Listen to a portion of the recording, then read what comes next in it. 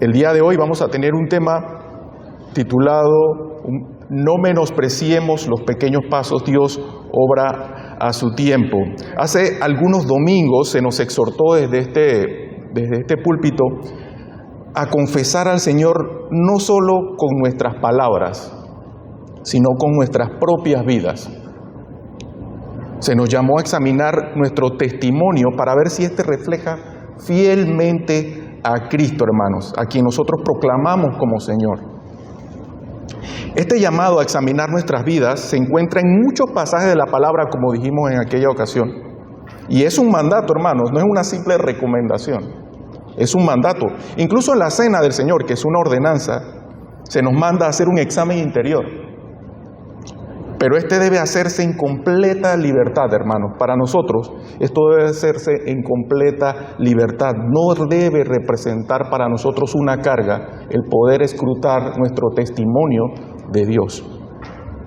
A veces, hermanos, nosotros ver nuestro testimonio como un examen personal puede desanimarnos, claro que sí. Especialmente si sentimos que no estamos avanzando en nuestra vida espiritual, o que vivimos en medio de tropiezos. Y eso nos lleva a desanimarnos. El ejercicio hay que hacerlo. Debemos escrutar, examinar nuestro testimonio. Pero sabemos que muchas veces esto puede ser de desánimo porque quizás veamos o prestemos mucha atención sobre aquellas cosas que son negativas, que representan un menoscabo de ese testimonio que nosotros tenemos que dar de nuestro Señor. Yo te animo entonces, hermano, a que en este momento reflexiones sobre tu caminar con Cristo desde que le conociste y te hagas esta pregunta. Y esta pregunta es tanto a nivel personal como a nivel de la iglesia, como cuerpo en Cristo. ¿Estás enfrentando desafíos o te sientes desanimado por lo que parecen pequeños avances en tu vida espiritual o ministerio? ¿O acaso de pronto es tan insignificante que no ves avance alguno? Si te sientes desanimado, hermano, yo te exhorto a que abras tu corazón al mensaje que Dios tiene preparado para esta mañana. Vamos a basar este mensaje en la lectura bíblica que se encuentra en Zacarías 4, versículo del 8 al 10, así que yo les pido que me acompañen esta mañana a la lectura de este pasaje con reverencia al Señor de pie y todos juntos. Zacarías 4, 8 al 10. Dice la palabra del Señor de la siguiente manera. Vino palabra de Jehová a mí diciendo, las manos de Zorobabel hincharán el cimiento de esta casa y sus manos la acabarán. Y conocerás que Jehová de los ejércitos me envió a vosotros, porque los que menospreciaron el día de las pequeñeces se alegrarán, y verán la plomada en la mano de Zorobabel. Estos 7 son los ojos de Jehová que recorren toda la tierra. Amén. Amado Dios, te damos gracias, Señor, toda honra y toda gloria sean siempre para ti, Señor. Te damos gracias, Señor, y en este momento en especial, porque preparamos nuestro corazón en esta parte del servicio que ofrecemos a ti para escucharte, Señor, para escuchar tu respuesta, para escuchar lo que tienes que decirnos esta mañana, Señor, un día que has apartado para tu honra y gloria. Queremos pedirte, Señor, que cada fibra de nuestro corazón esté dispuesta, Señor, que cada cosa que pueda interrumpir nuestra atención a tu palabra sea disipada en este momento y que podamos recibir ese mensaje para que sea de fibra espiritual a nuestras vidas, que nosotros podamos hacer de ese mensaje una práctica viva y que nosotros al salir de aquí seamos testimonio tuyo viviendo esa palabra que recibamos en este lugar. Toda honra y toda gloria te damos en el nombre de tu Hijo amado, nuestro Señor Jesucristo. Amén. Amén. Amén. Muy bien. Este pasaje de Zacarías 4, versículo del 8 al 10, el libro de Zacarías, es parte de la colección de los profetas menores. Es la última colección de lo que conocemos como el Antiguo Testamento. Y fue escrito para animar a los judíos que habían regresado del exilio en Babilonia a reconstruir el templo en Jerusalén. En este capítulo en particular de Zacarías, es el capítulo 4, Zacarías tiene una visión de un candelabro de oro alimentado por un suministro continuo de aceite, lo que simboliza el poder y la presencia de Dios. En el versículo del 8 al 10, se le asegura a Zorobabel, que era el líder de Israel en esa etapa histórica,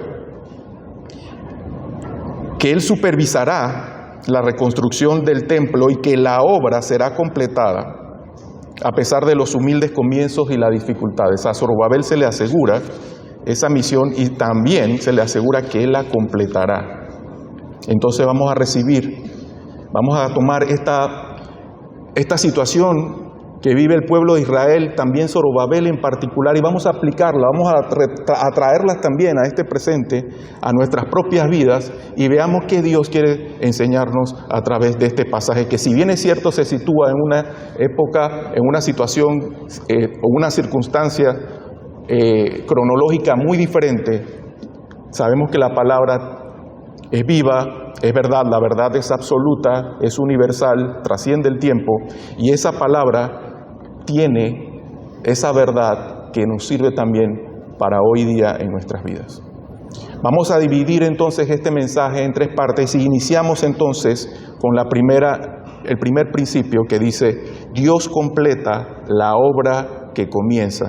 Y está basado en esa porción de Zacarías 4, versículo del 8 al 9. Vino palabra de Jehová a mí diciendo: las manos de Zorobabel echarán el cimiento de esta casa y sus manos la acabarán, y conocerás que Jehová de los ejércitos me envió a vosotros.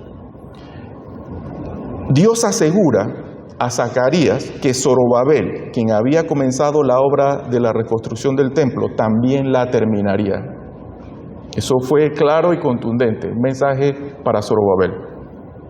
Esta promesa no solo habla de la construcción física del templo, sino que también simboliza cómo Dios es fiel para completar lo que Él comienza. Eso es algo fundamental que hay que extraer de ese pasaje.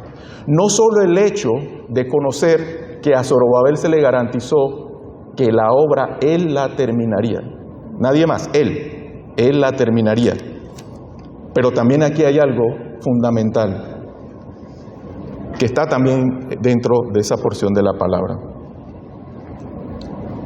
Y es que Dios es fiel para completar lo que Él comienza. Dice la palabra en Filipenses 1:6, el que comenzó en vosotros la buena obra, la perfeccionará hasta el día de Jesucristo. A pesar de las dificultades externas, porque vamos a ver que las hubo en este tema, en este contexto de la construcción del templo, hubo muchas dificultades. A pesar de esas dificultades y los obstáculos, hermanos, el plan de Dios será llevado a cabo por su poder y no por el esfuerzo humano. Por eso será completado. Es por su poder y no por el esfuerzo humano. En la Biblia, hermanos, hay muchos pasajes que utilizan como ejemplo el concepto de la construcción y del constructor para darnos enseñanzas espirituales. Aquellos que se dedican o tienen mucha familiaridad con esta actividad, esa familiaridad le puede dar mucha herramienta a la vez que pueda leer la Biblia y ver muchas enseñanzas espirituales, porque de lo que trata esa actividad muchas veces la palabra la utiliza para enseñar estos principios. A través de toda la palabra usted va a ver el concepto de construcción, edificación, edificar, obra. Si a usted, hermano, se le concediera un lindo terreno y emprende el proyecto de la construcción de su casa, quizás al principio usted pueda tener retrasos, falta de recursos o mano de obra insuficiente de pronto. También puede que le parezca a usted que el proyecto nunca será completado porque quizás va lento. Sin embargo, con el tiempo y perseverancia, la casa finalmente se termina, hermanos. Todo el esfuerzo, por pequeño que pareciera al principio, vale la pena cuando se ve la obra completa. El gozo del constructor está en la obra terminada. Esas pequeñas etapas y obstáculos que pueden llegar a ser muy complicadas son parte del proceso, pero el gozo de Él está en la obra terminada. Toda la creación, hermanos, y por eso es muy importante que quizás nosotros también cuando veamos este tipo de enseñanzas y tenemos la cotidianidad que nos enseña y con la cual la palabra se alimenta mucho para darnos esas enseñanzas, es muy importante también poder tener una conversación con estos hermanos que se dedican a ello y conocer esa actividad, porque de eso podemos alimentarnos de lo que la palabra nos enseña con respecto a esos pasajes que tienen ese sentido. Entonces en la Biblia hay muchos pasajes, hermanos, que utilizan como ejemplo ese concepto. Toda la creación, hermanos, toda la creación es una obra, como cualquier obra de construcción, pero es una obra magnífica. Toda la creación es una obra magnífica que tomó tiempo. Toda la creación es una gran obra que tomó tiempo para completarse. Y nosotros podemos ver a Dios como un gran constructor. En el principio, hermanos, Él tenía y tiene, siempre cuando me refiero a Dios en una acción, me es complicado utilizar el verbo en su conjugación pasada, porque Él era, es y será. En el principio Él tenía y tiene todo el poder para que la obra fuese hecha instantáneamente. Piénselo. Pero si usted ve el Génesis, toda la creación, hubo etapas. Hubo días. Él decidió completarla gradual y progresivamente en un espacio de tiempo. Esto nos debe llevar a reflexionar en lo siguiente, hermanos. Y Él descansó el séptimo día. Dios trabaja a su tiempo y nosotros somos parte de esa creación. Dios también está haciendo una obra en nosotros a través de su tiempo. Si bien es cierto, fuimos hechos en perfección, caímos, pero la obra en nosotros, hoy en día, continúa. El hombre por naturaleza tiende a malgastar ese tiempo y se afana en querer controlarlo. Concentra esfuerzos buscando adelantar lo que en su razonamiento considera le es conveniente y retrasar o impedir que llegue el tiempo de lo que no le agrada o no quiere. El barro, hermanos, no puede dominar la mano del alfarero. El tiempo es un don de Dios, sí, pero nunca deja de ser suyo. Ni ese ni ningún don que Dios nos da. Nunca deja de ser suyo. Deja el tiempo en manos de Dios y enfoca tus esfuerzos en seguir en la obra durante ese tiempo que Dios te da. En nuestras vidas, hermanos, muchas veces nosotros comenzamos proyectos, ministerios, y esto también es un mensaje, como dije inicialmente, no solamente a lo personal, sino como cuerpo, como congregación. Nosotros comenzamos proyectos, ministerios, emprendemos retos que parecen demasiado grandes a veces o avanzan muy lentamente. Lo vemos desde las dos perspectivas. Bueno, es que es muy grande, o bueno, estamos avanzando muy lentamente, ya deberíamos tener avance. Estos versículos, hermanos, nos recuerdan que cuando Dios nos llama a una tarea, Él es fiel para darnos la fuerza y el tiempo necesario para completarla. La obra se va a completar sí o sí porque viene de Dios. Sí o sí. Pero nosotros somos llamados a ser ese instrumento que la complete. Debemos llevar gloria a Dios siendo instrumentos, siendo ese cincel en sus manos para completar esa obra. No debemos desanimarnos cuando no vemos resultados inmediatos o impresionantes a nuestros ojos. Dios está trabajando y Él completará lo que ha comenzado. Nuestra confianza no debe estar en nuestras habilidades, sino en su fidelidad, hermano. Confiando entonces, hermanos, que Dios completará la obra que comienza, dejemos que su palabra entonces en este momento nos guíe a no menospreciar esos pequeños comienzos, basándonos en la porción, en la primera parte de Zacarías 4:10 que dice: porque los que menospreciaron el día de las pequeñeces se alegrarán. Mire, hermanos, durante la reconstrucción del templo, muchos se desanimaron al ver que los cimientos de la nueva estructura no parecían tan majestuosos como el primer templo de Salomón. Ni para nada era majestuoso el primer templo de Salomón. Fue destruido por los babilonios. Y algunos ancianos que tuvieron la oportunidad de ver el templo de Salomón y que hoy en día veían estos cimientos, dice la propia palabra que lloraron. Sin embargo, hermanos, Dios llama al pueblo a no despreciar los pequeños comienzos, porque lo que parece insignificante ahora será motivo de gozo cuando la obra esté terminada. Hay que ver la historia completa. Y quizás nosotros podemos estar hoy en día trabajando en una obra y no la vamos a ver. No, quizás nos vayamos de este mundo sin tener idea alguna de que lo que iniciamos y que parecía insignificante representó un proyecto magnífico, perfecto, enorme, de la mano de Dios. Hay muchos detalles que de pronto la reconstrucción del templo nos puede dar para tener esa idea de no menospreciar esos pequeños comienzos, esos pequeños pasos, y que también podríamos nosotros traer hoy en día a nuestra congregación. Miren, la reconstrucción del templo comenzó en el año 536 a.C. Me refiero a esta segunda construcción de manos de Zorobabel. Y eso fue bajo el decreto del rey persa Ciro, rey persa, pagano, politeísta.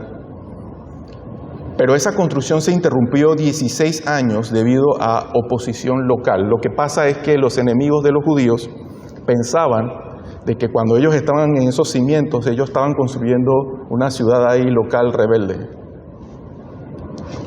Ese trabajo, entonces por esa oposición, esa construcción se pausó y se interrumpió.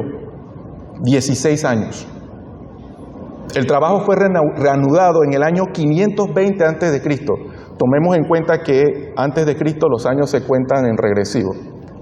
Entonces comenzó en el 536, se interrumpió 16 años y se retomó en el 520 antes de Cristo. Pero ahora bajo el rey Darío I y finalizó en el año 516 antes de Cristo. Empezó, se interrumpió 16 años y luego se retomó y se completó en 4. Cuando se completó habían pasado 70 años después de la destrucción del primer templo por parte de los babilonios. El templo cuya misión fue dada a Zorobabel de culminar, llegó a ser el centro del culto judío durante casi 500 años, hasta que fue renovado y expandido por Herodes el Grande. Finalmente, ese templo renovado y expandido por Herodes fue destruido por los romanos en el año 70 después de Cristo, después de ser el templo donde Jesús enseñó. Fue ese mismo templo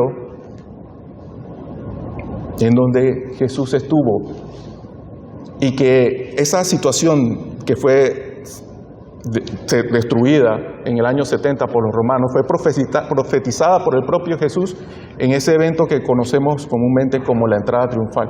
Cuando él vio la ciudad, él lloró y se lamentó porque él sabía lo que sobrevenía al pueblo de Israel, quien no le recibió como realmente debía recibirle aquel día, como su Salvador en el contexto espiritual. Aunque el templo, hermanos, fue más modesto que el de Salomón, como hemos dicho.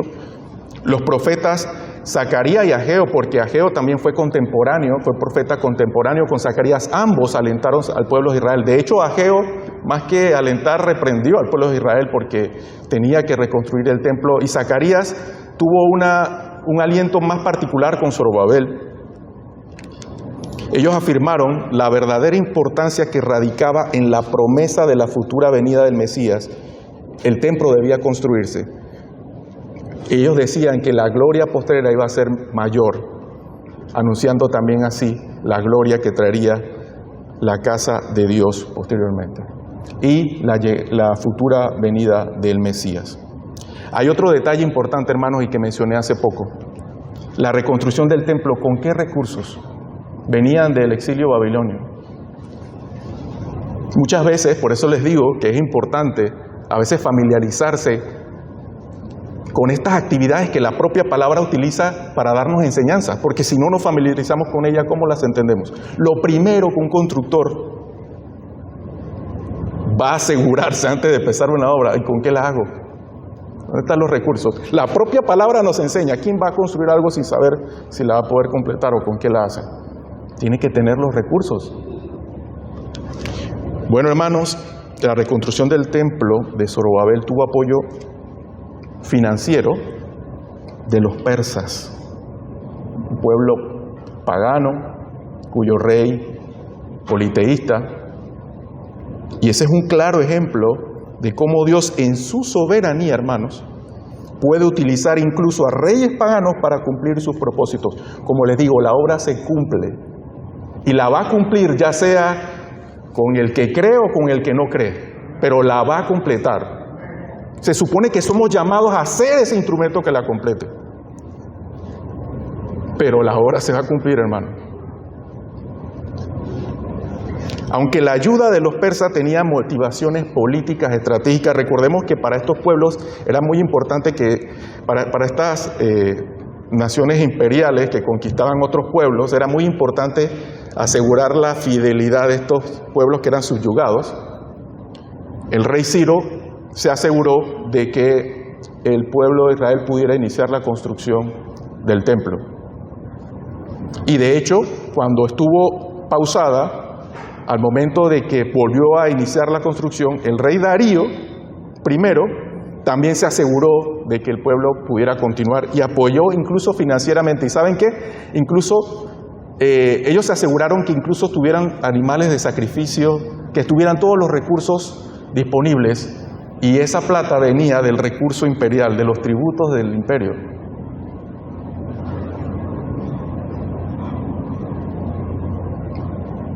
Esto siempre nos recuerda, hermanos, a pesar de que los persas no adoraban a Jehová, ellos se convirtieron en instrumentos en las manos de Dios, del Dios de Israel, para cumplir ese plan de redención y restauración.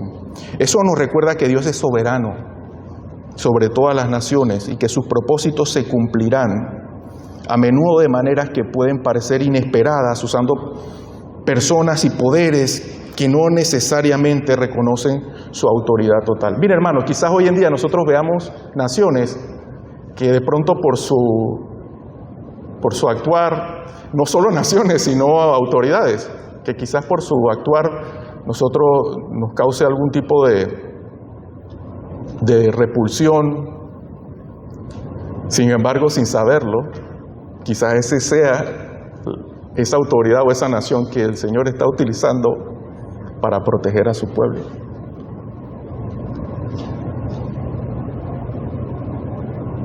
Esto también, hermanos, nos señala cómo Dios frecuentemente comienza su obra de maneras que parecen pequeñas o débiles, pero su poder se perfecciona en lo que el mundo considera insignificante.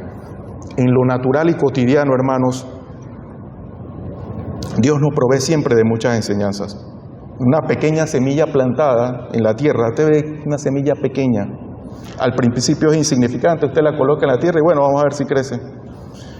Pero con el tiempo crece y se convierte en un gran árbol que da fruto y sombra. Lo que comenzó pequeño llega a ser algo significativo con el tiempo. En nuestra vida espiritual, hermanos, y en los proyectos que emprendemos, es fácil desanimarlos por esos pequeños avances o lentos progresos. Sin embargo, Dios nos recuerda que los comienzos pequeños no son motivo de desprecio o menosprecio. Y no en el sentido de desprecio, en el sentido peyorativo, sino de no darle el valor que realmente tiene. A veces esos pasos sabemos que nos llevan un poco más a completar la obra, pero muchas veces no le damos el valor que tiene ese pequeño paso. Y a eso nos referimos con desprecio o menosprecio. Debemos ser fieles en las cosas pequeñas también y confiar en que Dios hará crecer y fructificar su obra en el tiempo apropiado. Lo que define la obra no debe ser el tiempo que toma. Debemos ser pacientes y confiar en que los pequeños esfuerzos de hoy producirán grandes frutos mañana. Finalmente, hermanos, en el tercer punto, reconozcamos que Dios ve y valora los progresos. La porción B del versículo 10 dice: y verán la plomada en la mano de Zorobabel. Verán la plomada en la mano de Zorobabel. Estos 7 son los ojos de Jehová que recorren la tierra. La plomada es una herramienta que se usa para medir y asegurar la exactitud de una construcción. Es, pues, de pronto un peso tiene una cuerda amarrada y muchas veces se utilizaba para ver también si la construcción estaba haciéndose en el nivel correcto. Se coloca el peso y la tensión de la cuerda y eso le daba que estaba nivelada lo que estaban haciendo, y muchas veces también para medir. El hecho de que Zorobabel tiene la plomada en sus manos significa que la obra del templo se está llevando a cabo con precisión y conforme al plan de Dios. También hace referencia allí a los ojos de Jehová. Estos representan la omnisciencia de Dios. Él ve todo y está supervisando cada detalle de la obra. Nada escapa a su mirada.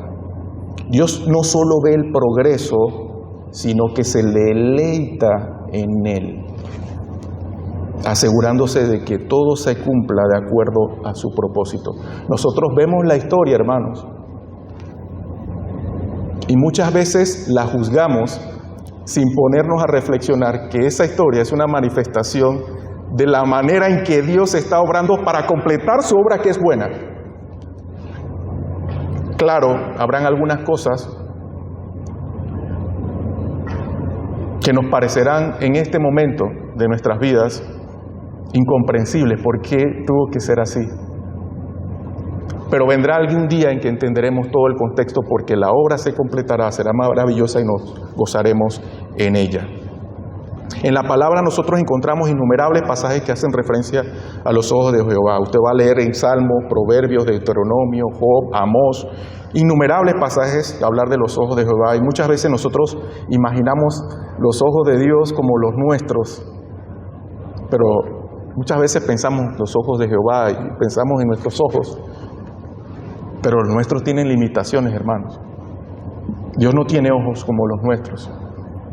Por lo tanto, Él sí es capaz de ver todo, en todo lugar, todo un momento, en la eternidad, toda la eternidad, todo está frente a Él. Todo está frente a Él. Él no debe voltear la cabeza, no debe rebuscar el video, Él no debe... Todo, hermanos, y no me refiero solamente a usted y a mí, sino el tiempo está delante de Él. El tiempo, Él está fuera del tiempo. El tiempo, todo cuanto acontece y acontecerá, está delante de Él, delante de Él. No hay nada que pueda escaparse. Por eso, hermanos, si usted tiene una petición de Dios que usted incluso considera que ha sido tardía, siga orando, hermano. Porque Él ya lo previó. A Él no le importa el tiempo en que usted está orando. Usted ore. Quizás lo que usted esperaba, sí, y usted tendrá un momento de poder descubrir que sí, fue respondido. No limite la respuesta de Dios al tiempo en que usted, por ejemplo, va a orar por algo. No, ya es tarde. No. Dios va a escuchar su oración, no importa en el tiempo, porque Él tiene todo frente a Él. En las Escrituras, los ojos de Jehová representan su omnisciencia, omnipresencia y cuidado constante. Dios ve y conoce todo lo que ocurre en el mundo, lo bueno, lo malo, lo que hacen los justos, lo que hacen los impíos. Y estas referencias nos recuerdan que nada escapa a su vista, como hemos dicho, y su vigilancia es una fuente de consuelo para nosotros, ya que Él está atento, no solo, y siempre, como digo, puede representar una carga saber que Él puede ver nuestras fallas, pero no solo eso, sino que Él también ve nuestras necesidades. Eso también está delante de Él. Y es un Dios misericordioso. Y también es a la vez una advertencia a los que practican el mal. Van a ser vistos. Y por un Dios que es un juez mucho más poderoso y tiene mucho más poder que cualquier autoridad local. Muchos temen ser vistos por autoridades locales. Hermano, usted tema por ser visto delante de Dios. Obre el bien. Un maestro artesano, hermano, y cualquiera en nuestra vida cotidiana, si alguna vez enseñamos alguna actividad a nuestros hijos, en este caso, por ejemplo, un maestro artesano observa siempre cuidadosamente cuando un aprendiz va a trabajar en una pieza. Puede ver que el progreso de pronto es lento, muy detallado, ve cada paso, está pendiente de cada avance, pero ese maestro se alegra de ver cómo la obra va tomando forma, incluso en sus primeras etapas. Él ya incluso cuando él está con el alumno, él ya está preveyendo esa obra porque él ve las primeras etapas y también le alegra porque él ha visto el progreso de esa obra. En sus casas, si ustedes enseñan a sus hijos un oficio, un arte o un quehacer, pasa lo mismo. Van a tener toda la paciencia al enseñarle, y aunque al principio el progreso se va a ver lento, se van a alegrar cuando ven que lo que les enseñaron empieza a tomar forma, porque saben que será para su bien. Cuando les enseñan a cocinar, a hacer algún oficio, quizás al principio hacen un desastre, ustedes tienen paciencia. ¿Cómo no podemos pensar de la misma manera de Dios? Hay tiempo y es su tiempo en el que las cosas deben concluirse y hay una razón para ello. A veces sentimos que nuestro trabajo puede ser no notado, que nuestros esfuerzos son insignificantes. Estos versículos, hermanos, Dios nos enseña que Él ve cada detalle y valora cada progreso que hacemos, por pequeño que sea. Y debe ser para la gloria de Él. Él está vigilando nuestra vida, nuestro servicio, nuestros esfuerzos, y Él está involucrado, créalo, en cada aspecto. Eso nos anima a no desanimarnos, porque sabemos que nuestra labor en el Señor no es en vano. Nuestra labor en el Señor no es en vano. Debemos continuar sirviendo fielmente, Iglesia Bautista La Boca, sabiendo que Dios está supervisando y guiando cada paso. Sabemos que estamos pasando momentos difíciles, vemos cada vez menos personas, pero eso no nos debe desviar de que debemos avanzar en la obra. La va a completar, pero no nos debe desviar de nosotros, de ese llamado y esa responsabilidad de continuar en la obra. Él está supervisando, es fiel y guía cada paso. Para concluir, hermanos, si vemos un pantallazo de este pasaje, vemos que Dios es fiel para completar lo que comienza. No debemos menospreciar los pequeños pasos. Él ve y se deleita en cada paso de nuestro progreso. Él está en control, hermanos, incluso cuando el progreso parece lento o insignificante. Retomo la reflexión inicial. Estás enfrentando desafíos, te sientes desanimado por lo que parecen pequeños avances espirituales en tu vida o en el ministerio. Recuerda, hermanos, que Dios está trabajando incluso en lo pequeño y que Él llevará a cabo su propósito. Confía en la soberanía de Dios y sé fiel en lo que te ha llamado a hacer. Hay dos pasajes con los que quisiera concluir como exhortación. 1 Pedro 2, 4 a 5. Sí. Acercándoos a Él, piedra viva, desechada ciertamente por los hombres, mas para Dios escogida y preciosa, vosotros también, como piedras vivas, sed edificados como casa espiritual y sacerdocio santo, para ofrecer sacrificios espirituales aceptables a Dios por medio de Jesucristo. Claramente aquí, hermanos, nosotros somos descritos como piedras vivas en la construcción de una casa espiritual. Cada piedra en una construcción, cada piedra es importante. Retira una piedra de una construcción y por ahí empezarán a crecer rajaduras y con el tiempo se debilitará. Cada piedra es importante y es importante saber que cada obra da testimonio de la fundación en la que está colocada. Si está colocada sobre una fundación que no es apropiada o no es firme, esa obra dará muestra o dará testimonio de en dónde, sobre qué fundación está edificada. Nosotros también somos una edificación y debemos dar testimonio al mundo sobre quién estamos edificados. La iglesia como cuerpo de Cristo está siendo edificada por Dios y cada creyente tiene un lugar en esa estructura. Es un llamado a participar activamente en la edificación espiritual de la iglesia y ofrecer sacrificios espirituales a Dios con nuestras propias vidas. Con nuestro propio peso dentro de esa edificación, nosotros glorificamos a Dios. Redimamos el tiempo también, hermanos. Y aquí va la segunda porción de la palabra que quiero compartirles en la conclusión como una exhortación. Redimamos el tiempo. La palabra nos dice en Efesios 5:15 al 16. Mirad pues con diligencia cómo andéis, no como necios, sino como sabios, aprovechando bien el tiempo, porque los días son malos. Claramente, hermanos, ahí se nos exhorta a aprovechar al máximo cada oportunidad que Dios nos da. El contexto bíblico, hermanos, de esa palabra redimir, que quizás algunos no la manejen mucho, significa rescatar o recuperar algo valioso. El tiempo generalmente tiende a ser malgastado. Rescate el valor del tiempo. Ya hemos hablado acá precisamente que es un don de Dios a nosotros que no deja de ser suyo.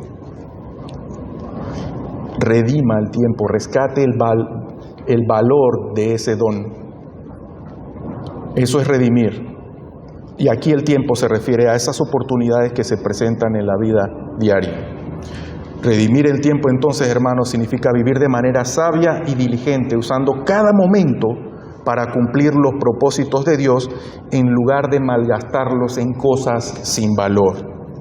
Debemos ser intencionales en las acciones y decisiones, reconociendo que los días son cortos y debemos usarlos para glorificar a Dios y servir a los demás. Si bien es cierto, la obra de Dios se está haciendo y será completada, nosotros debemos ser intencionales en darle valor a ese tiempo que Dios usa en la obra.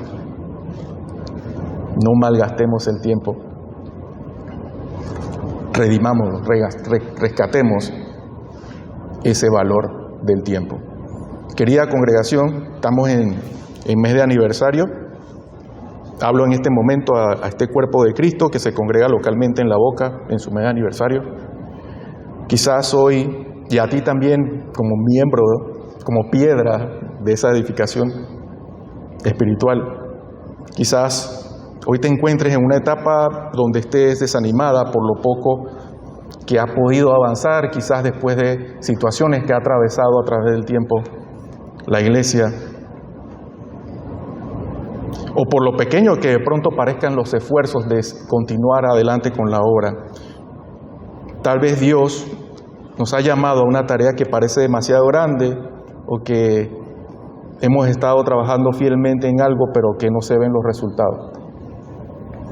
No hay que rendirse, hermanos. La palabra de Dios nos recuerda que los pequeños comienzos no deben ser despreciados. Los pequeños pasos no deben ser menospreciados. Dios está obrando, aunque no siempre lo veamos. También aquí todos somos de la casa Pero quizás si alguno me escucha en la grabación que pueda ser compartida, si aún no conoces a Cristo, yo te invito a que hoy comiences esa relación con Dios, que es fiel para terminar lo que comienza. Jesús te invita a ser parte de su plan y su propósito eterno. Ven a Él, acepta su salvación y deja que Él comience una obra nueva y maravillosa en ti. Si has escuchado este mensaje y quieres ser parte de ese propósito y ese plan, te invito a que nos visites en este templo ubicado en La Boca, ciudad de Panamá. Hermanos, Dios bendiga esta iglesia. Maranata, Cristo viene pronto. Amén.